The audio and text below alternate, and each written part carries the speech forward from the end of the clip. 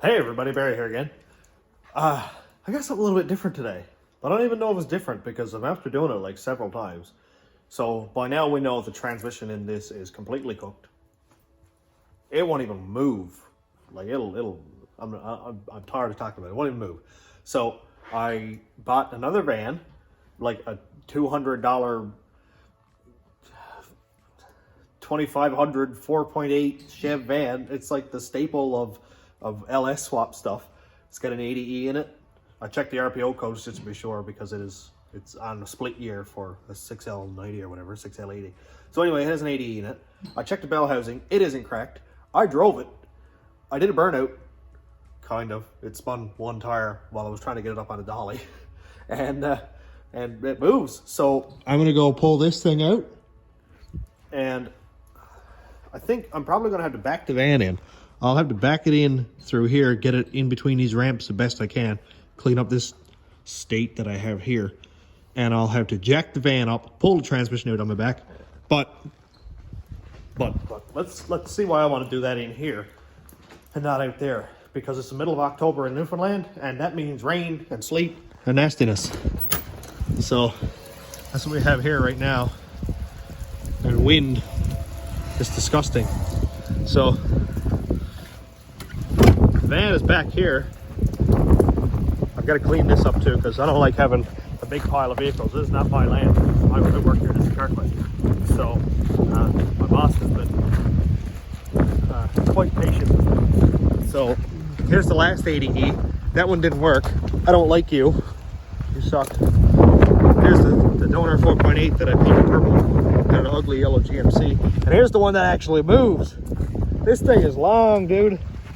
It's like 1, 2, 3, 4 days long. So I gotta try to find space to put that thing in the garage. It doesn't have an alternator in it, so I got the battery on charge.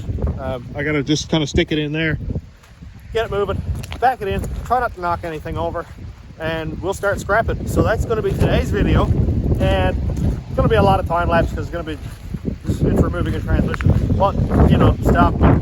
If I break something or if I hurt myself, I'll stop and make fun of myself for a little bit, and then we'll continue on. So let's go inside where it's warm and dry. Now I only had a 10-second rundown on how to get this thing going, but apparently I used this debit card. Oh, it's doing things. Don't scratch the paint. Okay, tell me what to do, car. I think that goes there, and we put it up in. Oh, it sounds good. Oh, I don't want to scratch it. Oh, this car is way too nice for me. Let's put it over here somewhere. Okay, and back in drive.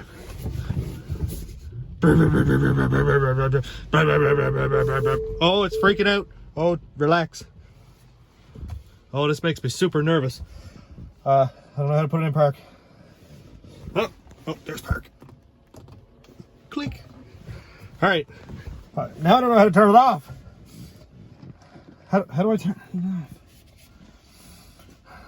off? I like turbo V8s. This is a cool car. This is a seriously cool car, but I'll stick to turbo V8s for now. Man, this thing is so loud. I don't have any doghouse in it.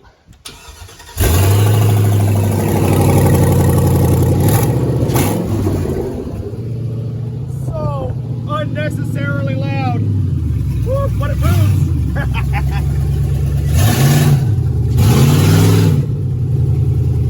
Oh, it also doesn't have any brakes, so. Woo! Oh boy, oh boy. Well, I'm gonna have to shut the camera off because this doesn't have any power steering, but I'll set it up inside.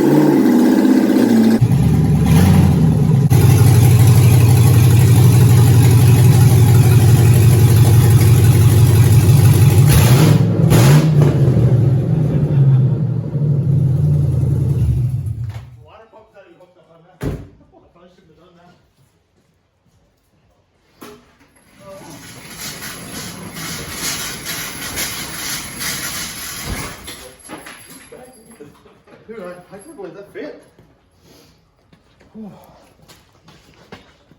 Alright, I'm back. It's about 6:45. I gotta work tomorrow morning, so I don't know if I'll get all this finished up tonight or not. But for you, it's gonna be in the same video anyway. But either way, I'm gonna go get the transmission out. So I'm gonna start under the hood first and just start unclipping some stuff. Well, I'll get the battery disconnected and probably stuff like the transmission dipstick tube. So we'll take that stuff apart first and then I guess get at the transmission. I do have to jack this thing up. I'm gonna use 4 jack stands because this is a big beast and I don't like the feeling of having 2 jack stands creaking and cracking while I'm under this like 7,000 pound machine or 8,000 pound machine. So let's get it set up and oh, I'm so excited. I did the last one outside in the dirt with ratchets and it was terrible. There's a compressor here with an impact gun over there.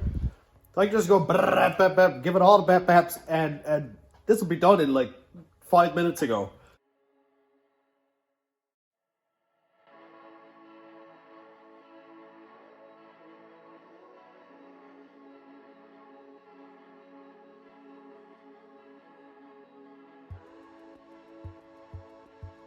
All right, this one's for safety, guys. I just want to show you what I got set up here so I don't get crushed. Let's turn on the light. Back on the flat spotted frame, 2 jack stands here, 2 jack stands up on the cross member. Both do have weight and load on them. So if any one of these jack stands were to fail, the other 3 will pick it up. And it's only going to drop 6 inches, probably 10 inches with load on it. And I can crawl completely under this thing with it on its feet anyway, so I think this is about the best it's gonna get. Let's pull this transmission in.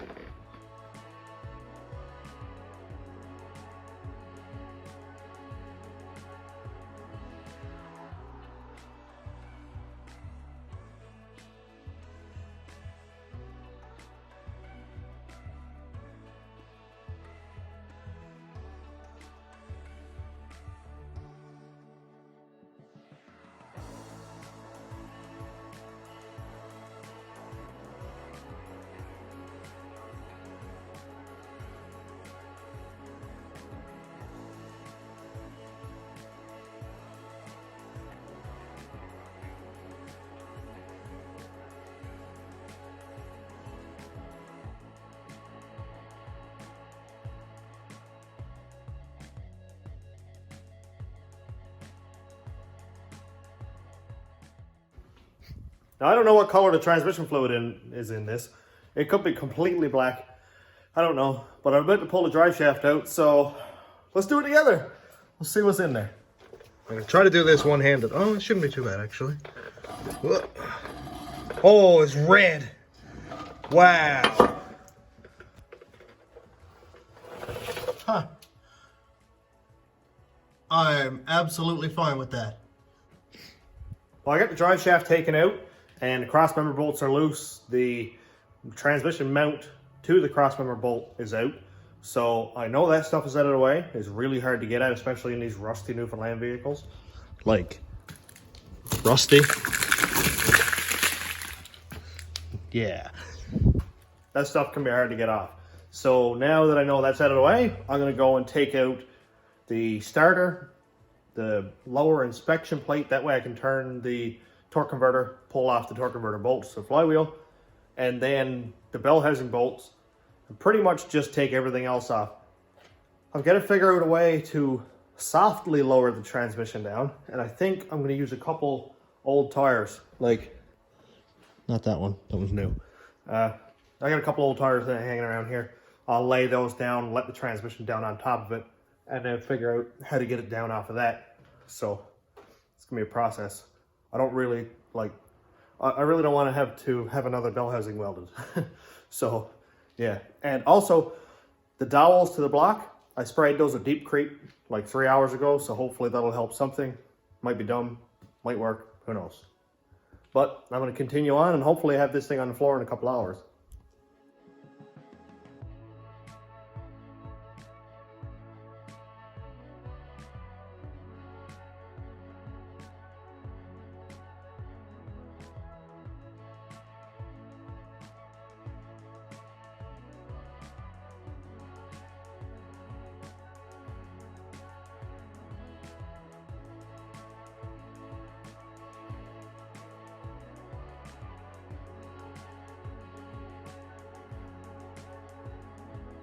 It's going to be hard to see, but I got a few bell housing bolts out of the way. I've got 3 more maybe, or 2 more to go. Those are out. Same 2 on the other side are out.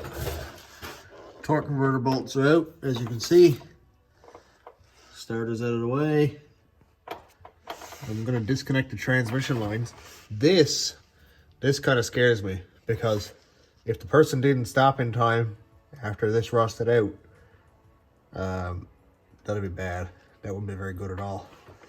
But I know the van moves, so it's gonna have to work for now.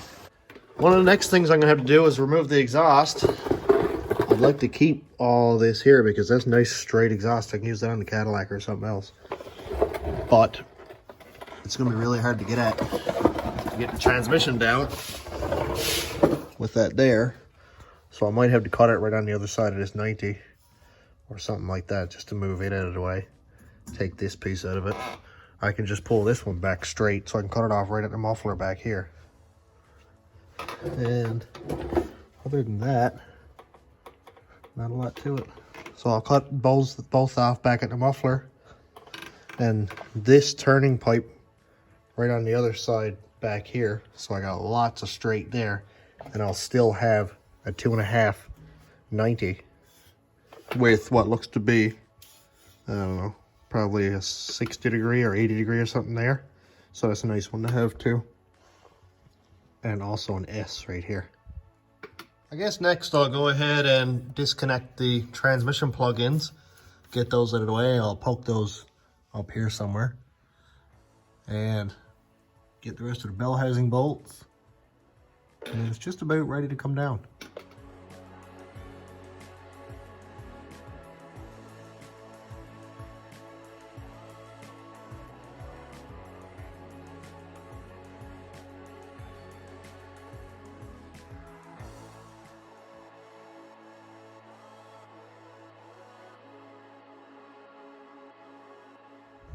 Man, I'm a state.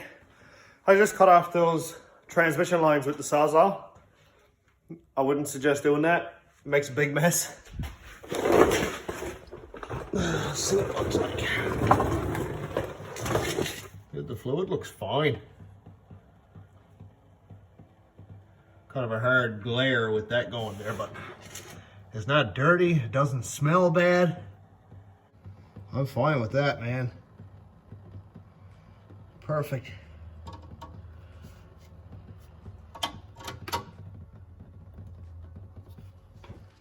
I think I might only have 1 bolt left. I think I have all the perimeter bolts done. It's just the top one now. So I'm gonna pry away some of the floor and see what's in there. Should be behind this.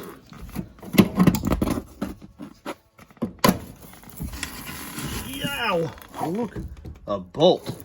Let's see what's down there. Nothing there. Can't see anything, but no more bolts down there. 1 left.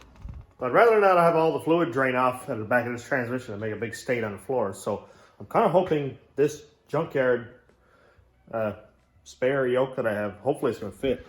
Come on, fit. Come on, fit. Oh, sick.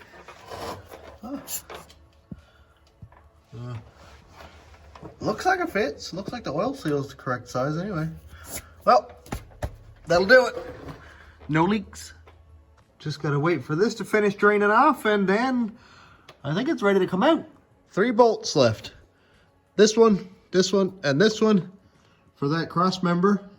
And then it should tip down and then be able to come back off the bell housing, assuming it's not stuck on there too bad.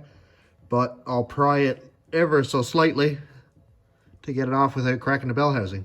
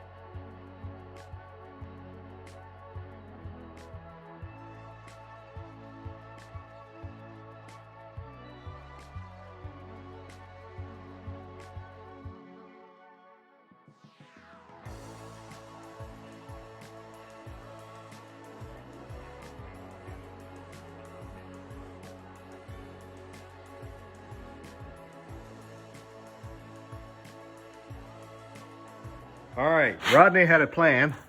He said the only way to make this last.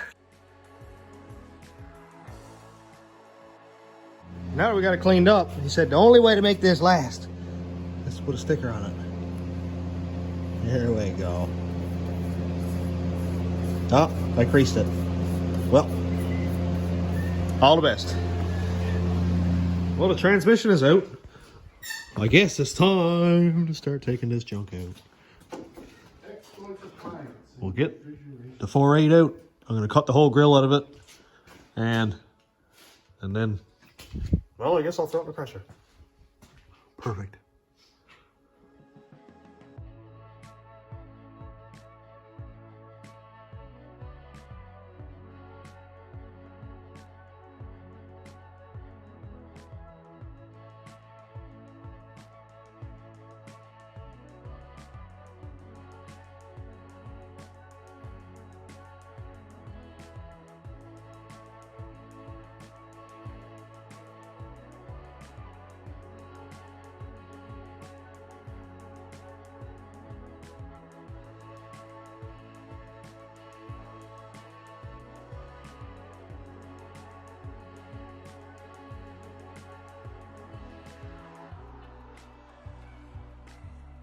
Well. Everything is coming along relatively smoothly, actually. The transmission is out. The seal of approval is on it. The engine is soon going to be ready to come out. And after I get the hoses cut off of this and drain the fluid into a bucket, waiting for the oil lines to drain down now because I chopped those off with the Sawzall right here. And then I'll undo the engine mounts. Pull some wiring and then the engine should basically come right out, just as it did in the other van. I'll pull the intake off because it is seriously tight under there. Like the intake, the top of the intake is right there. The van is right there. There's like an inch. So with the intake off, I'll have like 6 or 8 inches. I can kind of sneak the forks in there and just pull the engine out. This engine is good, so I'd rather not beat it up. Dude, this is coming along okay. I'm really okay with how this is coming along. And I got a rad for maybe the rat rod if need be. It's cool how this one actually has a cap on it. Because the rat rod radiator now came out of a Chev truck, which had the overflow expansion tank, whatever, with the cap on it. So I had to run upper radiator hose cap out of a Dodge Dakota. But this would solve all my problems with filling the rad. The radiator is in the pan on the rat rod, and it's tipped on an angle that I can't lift the front high enough with the ramp. I've had the front tires like 4 feet off the ground. Still couldn't get all the air out. So I was having to undo the rad hose, pull it off, wait for water to pour out of that, and kind of stuff it back on and drive it to get the air out. And it took a long time to get it perfect. So this will be sweet. Electric fans hooked up on it, everything will be cool there. $200 for this van. I'll get 40 for the body when I bring it back, so that'll be $160 for a good, hopefully, transmission. An engine that I know is good. It's got 230,000 on it. That's kilometers, so 130 in miles, I guess. And so I think I'm doing okay so far. Radiator's good. I'll get some more parts out of it for sure. One thing I'm really excited about in this is it's a factory 4L80 with a V8. So I have a harness. Now it's a blue-green PCM with electronic throttle. But at the very least, I have a 4L80 harness, which is really cool because I haven't had access to that yet so far. Usually I get blue-green with a 4L60 or a manual transmission, but something else to add to the inventory, I guess. So I'm going to go ahead and continue pulling all this junk apart, and I'll have the engine out of this soon. Then I can pull Craig's Tesla back in and call it a night. Because it's about 10:30-ish right now, and I have to work at 9 tomorrow morning. So if I can get 4 hours sleep, I'll be happy.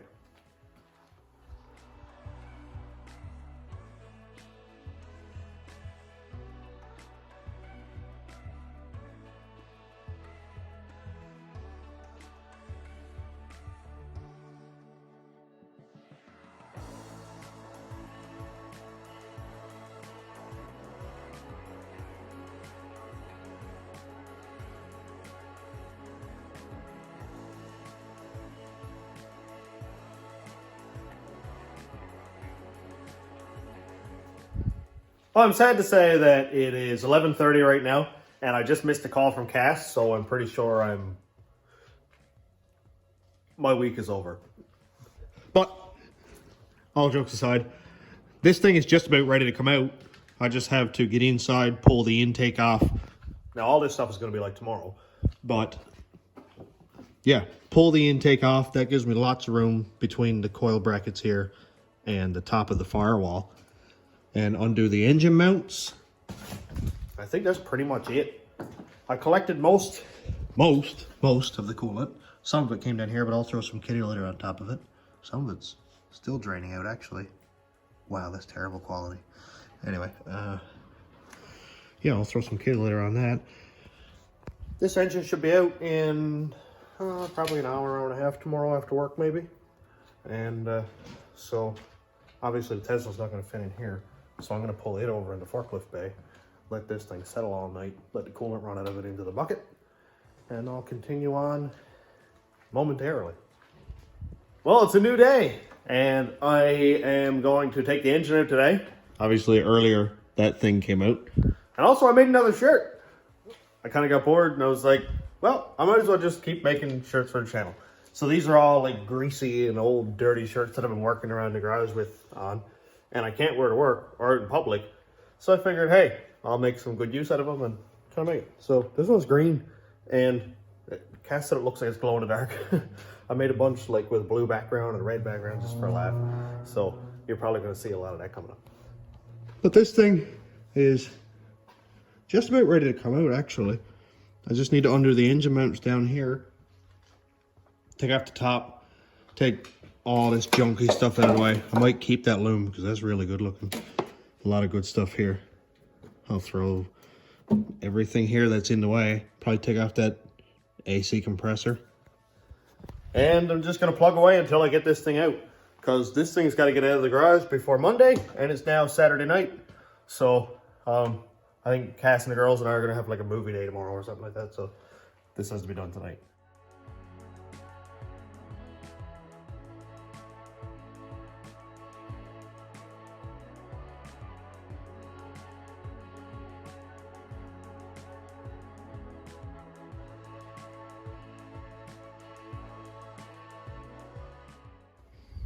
Well, the intake manifold is off, and it's not the Trailblazer SS style like I was kind of hoping for, but one good thing is it has 8 factory injectors that I can add to my decap pile and potentially make up another set for the rat rod.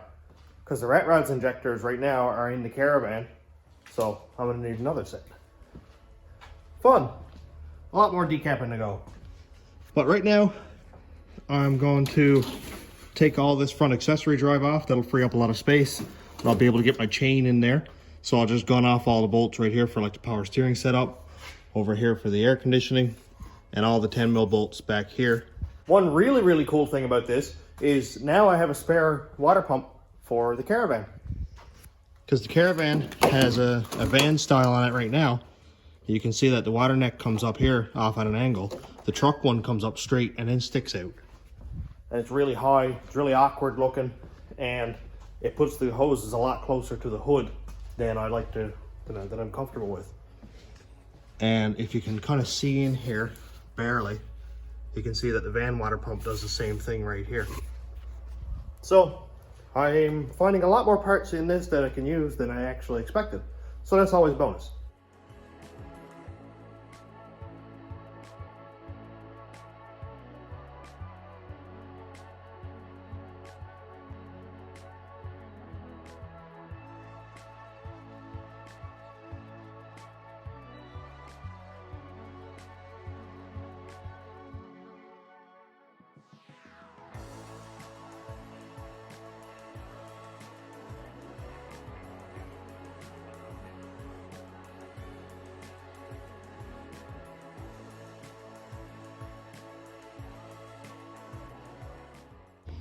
Well, I had to stop here because I just found something out that's like wicked.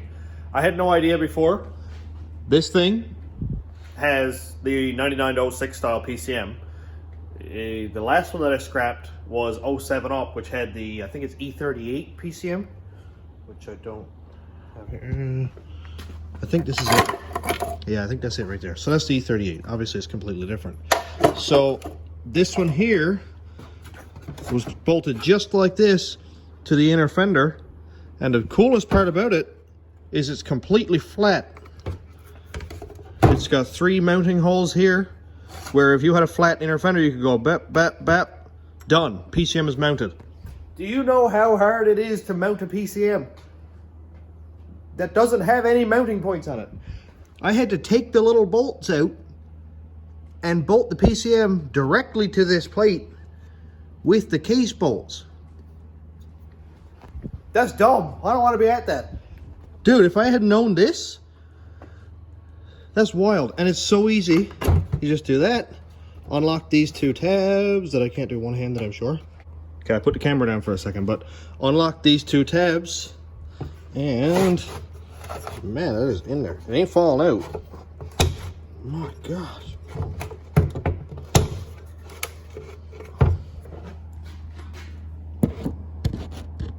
Okay, let's try it again. Ugh. Why won't you move? Oh. Of course it fell down.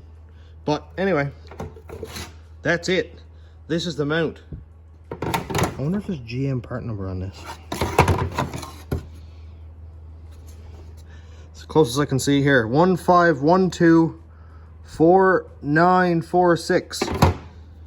That's a GM part number that, well, I suppose a GM dealer could probably get. I imagine it's not that expensive. So if anybody's doing an LS swap and wants a super easy bracket, that's it. Right there. And I'm sure you could buy it at other parts outlets.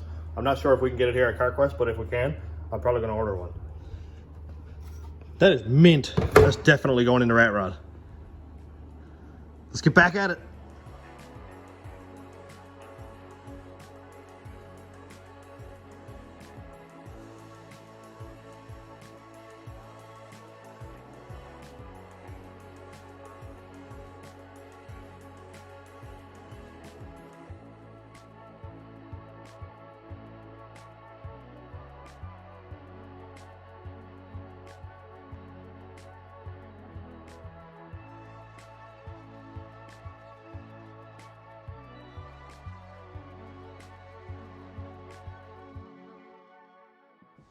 Well, I got the last of the engine mount bolts out, and I absolutely buried myself in coolant.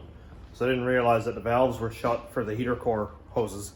And I cut those off and it went, absolutely buried me. But yeah, it's, that makes it worse. That's better. I'm gonna put a piece of chain across here, there, somewhere. I might hook the fork into that. I don't even really care. But anyway, it's ready to come out. So it's gonna come out. So I gotta get the forklift in here, and it doesn't have any brakes, and it's uphill. This is gonna be fun. I'm gonna have to make a run off for it, jam the forks in, lift it, pull it out really fast. Should make for more entertainment.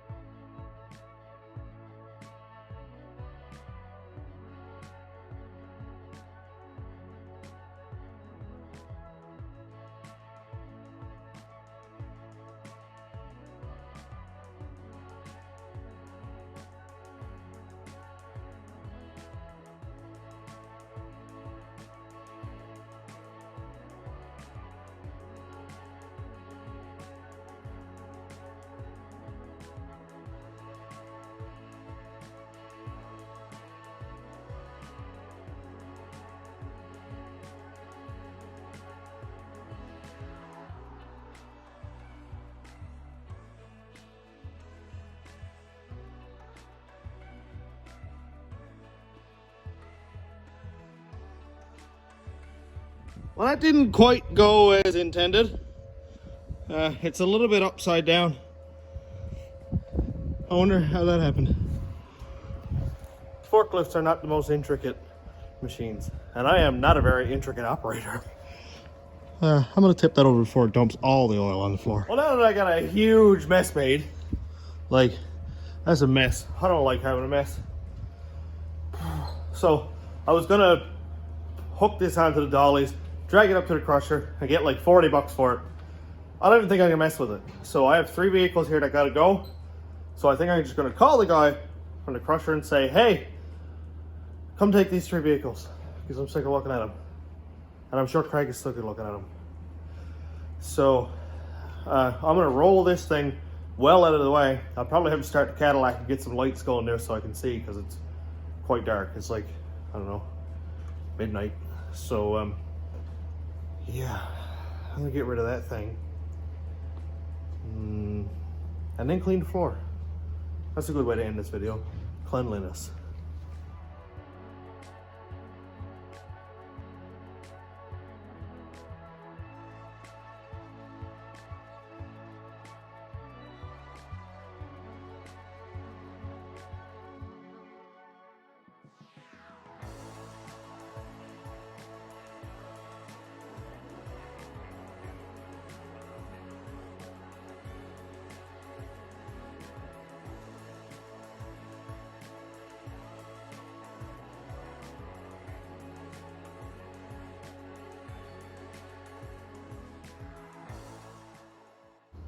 Well, that'll do for tonight. Floor's still not perfectly clean, but I did scuff it around, did dance, that kind of thing, and I've got it spread pretty much evenly now. Like, that's about the best I can do it.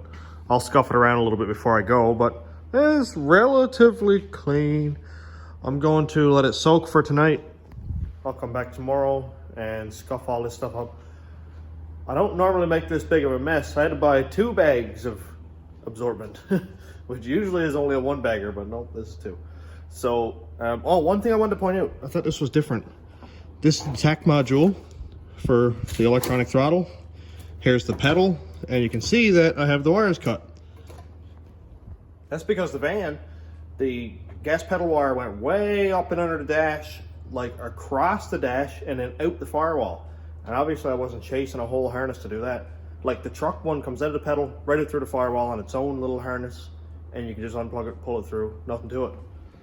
But I didn't want to do that with this van because it would have taken hours, so I cut it all off.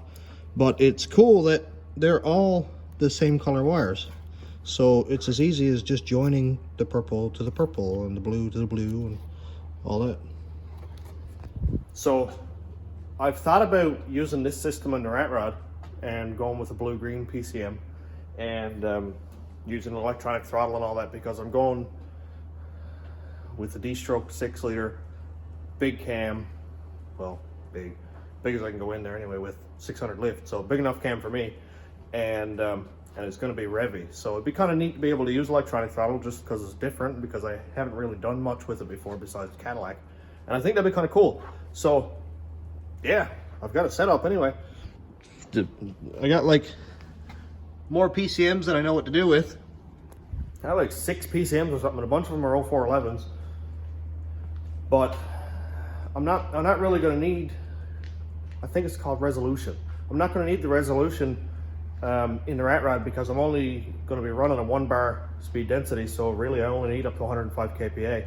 And so I don't want to use my 0411 PCM and waste that one on a 1-bar application when I can use something else for that and use an 0411 PCM for 3-bar like I've been doing all along.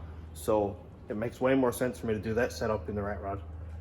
The only thing that kills me is this is a factory 4L80 harness, and Cass refuses to let me put an automatic in a rat rod, which kills me, because I am going to tear apart a perfectly good 4L80 harness to do a manual transmission, which seems counterproductive, but whatever, it is what it is. If I have to, I'll make one of my own harnesses out of another blue-green PCM so I can keep that 80E harness for potential future projects. But that's pretty much all the plans I have for now anyway. So I am all finished for tonight. That's a lot of work done in the last, I'll say 24 hours. And well, now I have a transmission. It's right here on the floor. It's Station Road Rat Rod certified. It matches the van. So that'll work. I hope. I know first gear works. I haven't really had it shift in a second because I only drove it across the parking lot. I think it did go in a second actually, because I drove like 500 feet. So I think it did go in a second. But anyway, it moves. It goes in reverse. There's no issues. I think it has a half loose converter in it because it's a massive, massive van. It's like 7,000 pounds or something. So with a 4.8 in it, so it would be a looser converter than with a 6-liter. So maybe it'll be okay in this thing.